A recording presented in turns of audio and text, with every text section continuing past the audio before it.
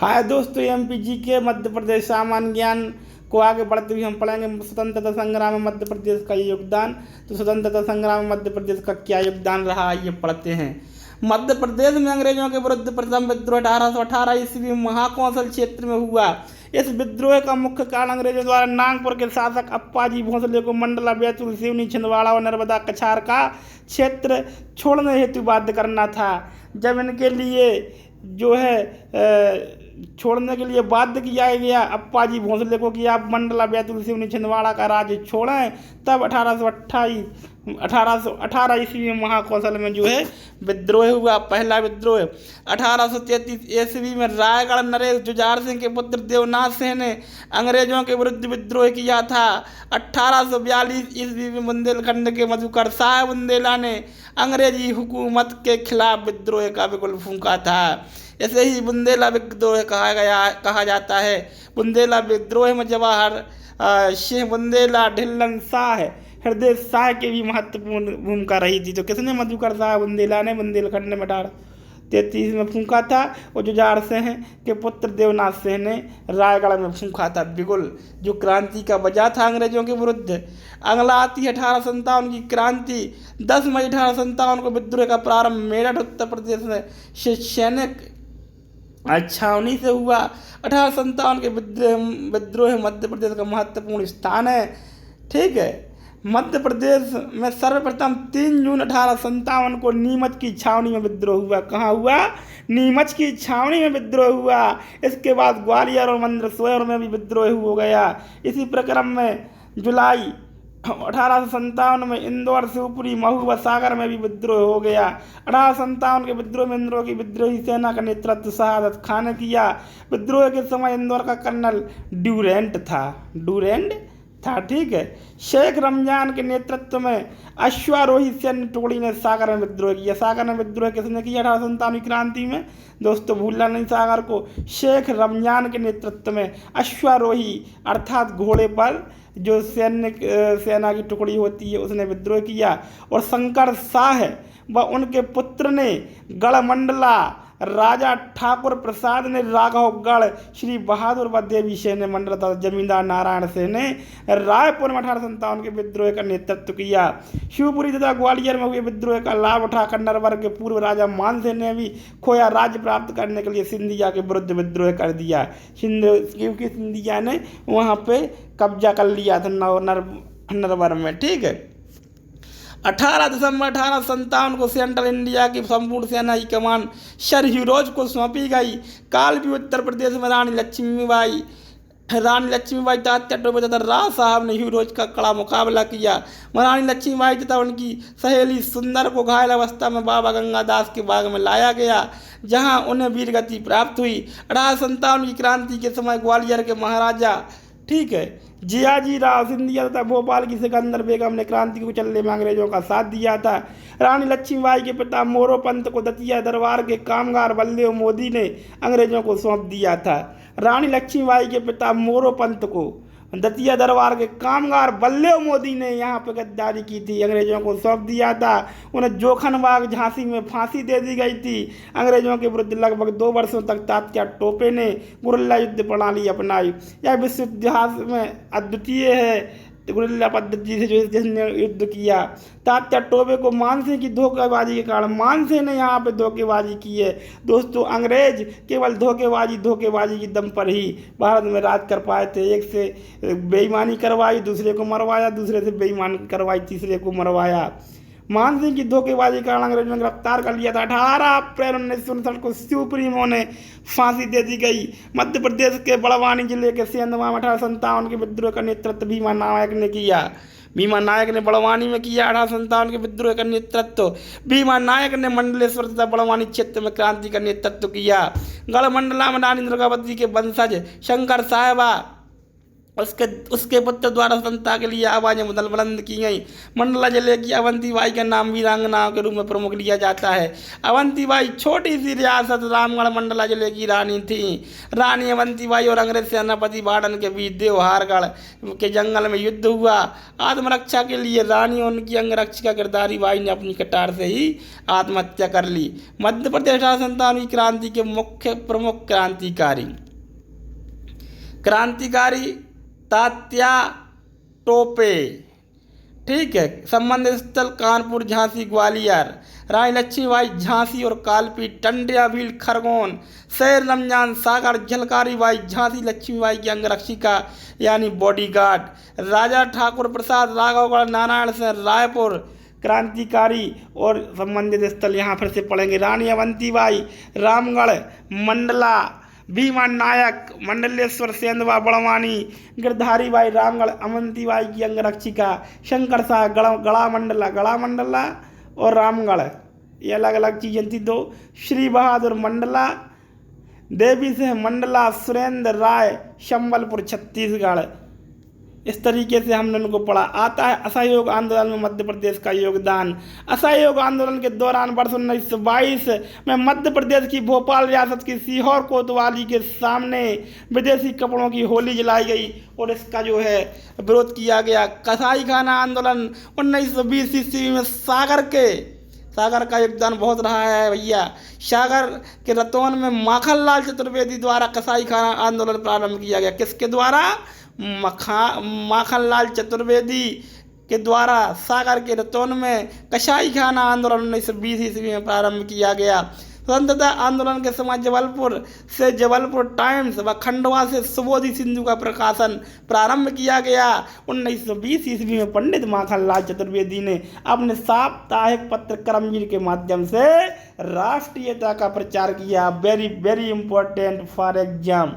झंडा सत्याग्रह असहयोग आंदोलन के दौरान 1923 में जबलपुर झंडा सत्याग्रह का आरंभ किया गया। जबलपुर में ब्रिटिश हुकूमत द्वारा झंडे के अपमान के विरोध में पंडित सुंदरलाल, नाथूराम मोदी, नरसिंह दास अग्रवाल, लक्ष्मण सिंह चौहान आदि ने जुलूस निकाला। पुलिस ने जुलूस में शामिल सभी नेताओं को गिरफ्तार कर लिया तथा पंडित सुंदरलाल पर मुकदमा चलाकर उन्हें 6 महीने कैद की सजा दी गई। झंडा सत्याग्रहियों की गिरफ्तारी के बाद प्रेमचंद, सीताराम यादव, तोडरमल आदि नेताओं ने टाउन हॉल पर झंडा फहरा दिया और यहीं से झंडा आंदोलन की शुरुआत हुई। भारतीय राष्ट्रीय कांग्रेस ने जमनालाल बजाज के नेतृत्व में झंडा आंदोलन चलाने का फैसला लिया, जिसका केंद्र नागपुर बनाया गया। आता है सविनय अवज्ञा आंदोलन। जंगल सत्याग्रह 1930 में जब गांधी जी ने दांडी मार्च शुरू कर नमक सत्याग्रह किया था, तब मध्य प्रदेश में इस आंदोलन के समर्थन में जंगल सत्याग्रह शुरू किया गया था। वहाँ पे दांडी मार्च और हमारे यहाँ जो है जंगल सत्याग्रह प्रारंभ किया गया था। वेरी वेरी इंपॉर्टेंट है दोस्तों, अंडरलाइन कर लीजिएगा। इसी क्रम में कांग्रेस कार्यकर्ता दुर्गा शंकर मेहता के नेतृत्व में दुरिया जंगल सत्याग्रह चलाया गया था। जंगल सत्याग्रह अलग है। इसी क्रम में कांग्रेस के जो कार्यकर्ता थे दुर्गा शंकर मेहता, इन्होंने अपने नेतृत्व में तुरिया जंगल सत्याग्रह चलाया। सिवनी के पास सरकारी चंदन के बगीचों से घास काटकर यह सत्याग्रह चलाया गया था। इसी समय प्रदेश के बैतूल जिले के घोड़ा डोंगरी नामक स्थान पर भी जंगल सत्याग्रह आरंभ हुआ, जो अपनी आदिवासी भाषा के चलते विशिष्ट पहचान रखता है। बहुत सारे आदिवासियों ने यहाँ पर बहुत बड़ा आंदोलन किया था। इस सत्याग्रह में आदिवासियों का नेतृत्व प्रसिद्ध नेता गंजन सिंह कोरकू ने किया था, जो आदिवासी थे, जनजाति में आते थे। गंजन सिंह कोरकू का नाम मत भूलना दोस्तों, बहुत परीक्षाओं में कई बार पूछा गया है। जंगल सत्याग्रह में महिलाओं ने बढ़ चढ़कर भाग लिया। आदिवासी, वनवासी और दीगर जनजातियां तो जंगल सत्याग्रह के प्रति समर्पित हो चुकी थीं। जंगल सत्याग्रह का तात्पर्य था, जंगल हमारे हैं और उन पर अंग्रेजों की बंदिशें नहीं मानेंगे। हम अपने तरीके से जंगलों में रहेंगे, उनका उपयोग करेंगे। सांकेतिक रूप में सत्याग्रही जंगलों में चारा काटकर नाफरमानी करते थे। पंजाब मेल हत्याकांड 1931 में खंडवा रेलवे स्टेशन से संबंधित है। पंजाब मेल हत्याकांड 23-24 जुलाई 1931 को वीर यशवंत सिंह दमोह के थे। कौन थे? हमारे दमोह के थे वीर यशवंत सिंह। 1931 में 23-24 जुलाई को 1931 का वो सन था जब वीर यशवंत सिंह दमोह, देवनारायण तिवारी और दलपत राव ने खंडवा रेलवे स्टेशन पर हमला कर हेक्सल की हत्या कर दी थी। 10 अगस्त 1931 को खंडवा अदालत में मुकदमा प्रस्तुत किया गया और 11 दिसंबर 1931 को यशवंत सिंह एवं देवनारायण तिवारी को फांसी की सजा और दलपत राव को काला पानी की सजा दी गई। तीनों को सजाएं दी गई, एक को काला पानी की और यशवंत सिंह और देवनारायण तिवारी को भैया पंजाब मिल हत्याकांड में जो है हेक्सल की हत्या की थी तो फांसी लगा दी गई थी 11 दिसंबर 1931 को। 23 जुलाई का मामला 11 दिसंबर को निपट गया और फांसी पर जो है वो झूल गए। अब तो यहाँ पे हमारे यहाँ यही तो स्वतंत्रता की आज़ादी है, पूरा मौका दिया जाता है और कई साल तक केस चलता है, उसके बाद कहीं जाके फांसी वगैरह हो पाती है। चरण पादुका नरसंहार 14 जनवरी 1931 को मकर संक्रांति के दिन। किस दिन? मकर संक्रांति के दिन दोस्तों मध्य प्रदेश के छतरपुर रियासत में चरण पादुका ग्राम, कहाँ? ये चरण पादुका एक ग्राम का नाम है। इसमें नरसंहार हुआ था इसलिए इसका नाम चरण पादुका नरसंहार पड़ा। ये छतरपुर जिले में आता है। छतरपुर रियासत थी उर्मिल नदी के तट पर, ठीक है। स्वतंत्र सेनानियों की सभा में भीड़ पर बिना किसी चेतावनी के अंदर धुंध गोलियां चला दी गईं, जिसमें कई स्वतंत्रता सेनानी शहीद हो गए। यह कांड मध्य प्रदेश का जलियांवाला बाग हत्याकांड के नाम से जाना जाता है। तो प्रश्न आता है कि मध्य प्रदेश का जलियांवाला बाग हत्याकांड किसे कहते हैं? तो चरण पादुका नरसंहार को कहाँ हुआ? छतरपुर में हुआ, ठीक है दोस्तों। छतरपुर रियासत में हुआ, चरण पादुका ग्राम में उर्मिल नदी के तट पर। सभी सभा पर गोलियां चलाने का आदेश नौगांव छावनी है जो नौगांव स्थित अंग्रेज पॉलिटिकल एजेंट फिशर ने दिया था। किसने? अंग्रेज पॉलिटिकल एजेंट था जो राजनीतिक अभिकर्ता था, फिशर ने दिया था। इस नरसंहार ने पूरे बुंदेलखंड में अंग्रेजी शासन के विरुद्ध लोगों को और उत्तेजित कर दिया, घी में आग डालने का काम कर दिया। 1939 में बुंदेलखंड अंग्रेज समिति की स्थापना की गई। बुंदेलखंड कांग्रेस समिति की स्थापना की गई, सॉरी अंग्रेज बोल गया था मैं, माफ़ करिएगा। और राम सहाय तिवारी को इसका अध्यक्ष चुना गया। किसको? राम सहाय तिवारी को इसका अध्यक्ष चुना गया। अब आता है भैया भारत छोड़ो आंदोलन। तो इसको पढ़ने से पहले अपन थोड़ा सा महत्वपूर्ण तथ्य जो है इसके पढ़ लेते हैं, बाद में भारत छोड़ो आंदोलन पढ़ेंगे। तो रतलाम जिले में राष्ट्रीय स्वतंत्रता आंदोलन के प्रणेता स्वामी ज्ञानानंद थे, जिनकी प्रेरणा से 1920 में रतलाम कांग्रेस समिति की स्थापना हुई। मोहम्मद उमरा खान इसके प्रथम अध्यक्ष निर्वाचित हुए। मध्य प्रदेश के भावरा अली राजपुर में जन्मे महान स्वतंत्रता सेनानी चंद्रशेखर आजाद 1931 ईस्वी में इलाहाबाद की अल्फ्रेड पार्क में पुलिस मुठभेड़ में शहीद हो गए। 1931 की रतलाम की महिला सेवा दल की स्थापना की गई। रतलाम में महिला सेवा दल की स्थापना की गई 1931 में। वर्ष 1938 में भोपाल राज्य प्रजामंडल की स्थापना की गई। त्रिपुरी अधिवेशन जबलपुर में 29 जनवरी 1939 को कांग्रेस का 52वां अधिवेशन संपन्न हुआ था। इस अधिवेशन में सुभाष चंद्र बोस ने 203 मतों से पट्टाभी सीतारमैया को पराजित किया और कांग्रेस के अध्यक्ष चुने गए थे। तो सुभाष चंद्र बोस किस अधिवेशन में जो है चुने गए थे अध्यक्ष भारतीय राष्ट्रीय कांग्रेस के? तो वो चुने गए थे त्रिपुरी अधिवेशन में 29 जनवरी 1939 को। किसको हराकर? पट्टाभी सीतारमैया को हराकर और 203 मतों से वह विजयी हुए थे। अब पढ़ लेते हैं भारत छोड़ो आंदोलन में हमारे मध्य प्रदेश का जो है क्या योगदान रहा। चीचली की घटना 8 अगस्त 1942 को गांधी जी के द्वारा दिया गया करो या मरो का नारा सारे देश में आग की तरह फैल गया। इसी क्रम में नरसिंहपुर जिले के चीचली ग्राम में सभा हुई जिसमें अंग्रेजी हुकूमत के खिलाफ भाषण दिए गए। कहाँ? नरसिंहपुर जिला है अपना, उसमें चीचली ग्राम है। वहाँ पर एक सभा हुई जिसमें अंग्रेजों के खिलाफ बहुत सारे भाषण दिए गए, उनकी बुराइयां बताई गई, उनकी नीतियों का विरोध हुआ। इसके बाद पुलिस ने स्थानीय नेताओं को गिरफ्तार कर लिया। इस घटना के विरोध में गांव वालों ने जुलूस निकाला जिस पर पुलिस ने गोलीबारी कर दी। इस गोलीबारी में मनसाराम और गौरा देवी शहीद हो गए। कौन हुआ चीचली घटना में भैया शहीद? मनसा मनसाराम और गौरा देवी, इंदौर सराफा कांड, ये भी बहुत बड़ा कांड था। भारत छोड़ो आंदोलन के दौरान सितंबर 1942 में इंदौर के सराफा में सत्याग्रह के दौरान पुलिस ने लाठीचार्ज किया और उसके बाद गोलियां चलाई। रीवा का चावल आंदोलन 28 जनवरी 1947 को रीवा राज्य में जबरिया लेवी यानी जबरन कर, ठीक है, जबरदस्ती कर वसूला जाता था, लेवी वसूली जाती थी। इसके विरोध में त्रिभुवन तिवारी भदवार ग्राम के थे त्रिभुवन तिवारी, तब भैरव प्रसाद उर्मलिया शिवराजपुर को रीवा राज्य के सैनिकों द्वारा गोली मारकर हत्या कर दी गई थी भैया इनकी।